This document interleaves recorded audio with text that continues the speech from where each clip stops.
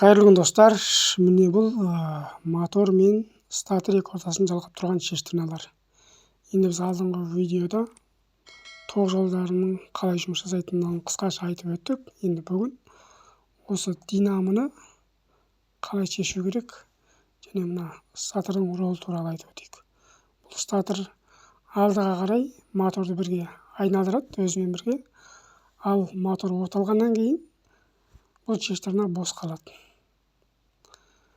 Яғни статор жұмыс жасамау керек. Сол кезде бұл дұрыс жұмыс жасамау есептеледі. Енді бұл динамоны шешкен кезде міндетті түрде съемникпен шешкендеріңіз дұрыс. Өйткені бұл жаңағы тоқ шығарып тұратын магнит. Сол магниттің айналасын тек темірмен ғана қаптап қойған. Сондықтан бұны ұруға мүлдем болмайды. Енді мен өзім үнемі осы үш бұтақты съемникті қолданамын. Енді бұның арнаулы шығаратын кілттері де бар, әртүрлі, неше түрлі. Енді ол әр мотоциклге байланысты әртүрлі болып кетеді. Ал енді мына үш бұтақты съемник барлығына да келе беретіндіктен мен көбінесе осы үш бұтақты съемникті қолданамын. Бұны жаңа шығару барысында бірден қадайтып бұрай беру дұрыс жұмыс жасамайды. Сондықтан әрегідік балғамен тақылдатып соғып қоясыздар да қайтадан бұрайсыздар.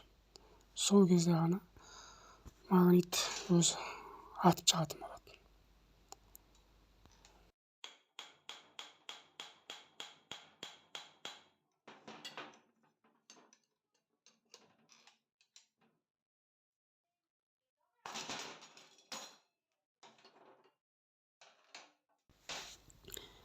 Міне енді статор мен моторды байланыстырып тұрған осы подшипниктер.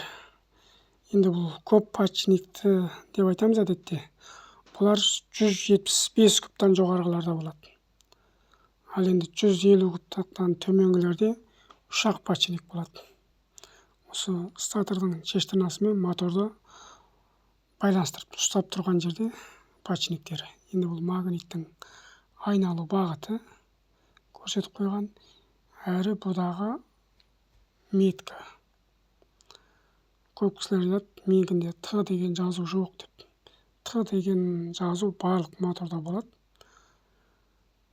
Болмайды деген нәрсені мен көрмеппін әлі күнге шейін. Қаншама мотор аштым, барлығында ол Т метка міндетті түрде болады. Енді бұл жерде тағы да сальник болады, астыға май түсірмей ұстап тұратын. Бұл жаңағы үстіден түскен майдың астыңғы қарамшыларда тұруына кепілдік етеді.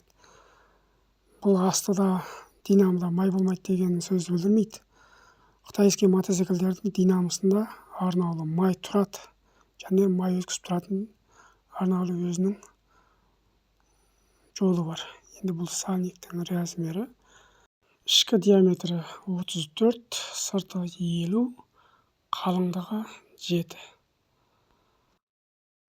Сіздерге енді әзір бұдағы меткіні көрсетейін.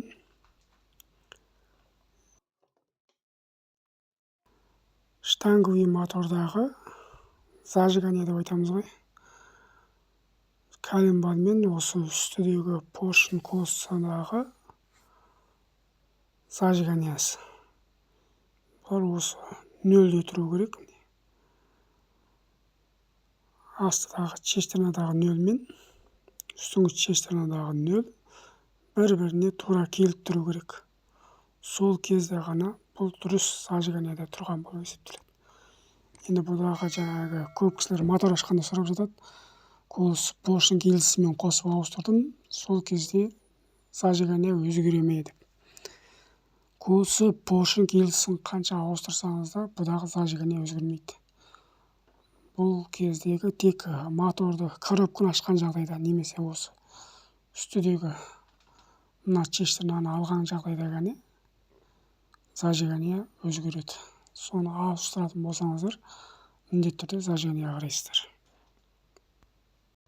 Енді бұл шестернаны алу үшін алдымен осы 8-дік болтты шешеміз. сегіздік болтпен осындағы баспаны шешіп алсақ, бұның астында осы шестернаны ұстап тұрған біліктің итеріп тұрған пружинасы бар. Осы пружинадан кейін осы білікті аламыз.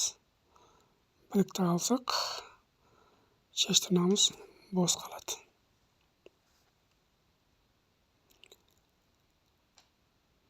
Бұл білік ең бірінші корпусқа кіріп тұрған жеріне сальник. Сальниктен кейін шайба орналасады. Жаңағы шестернаны итеріп тұратын ең бірінші жағына шайба тұрады. Коробка ашсаңыз немесе осы шестернаны қозғасаңыз, қайта жинайтын кезде міндетті түрде осы метка бойынша қоясыздар. Бұл мотоциклдің зажиганиясы. Енді мына жағы көңіл суи. Бұл жаңағы астыңғы қарамсыл арқылы бізге клапанды ашып жауып беруге жұмыс атқарады. Жақсы, бүгінгі видеомыз осы араға дейін. Каналға жазылып, лайк басып қолдап отырыңыздар. Келесі видеода передо жағын ашатын боламыз. Сау, саламат болыңыздар.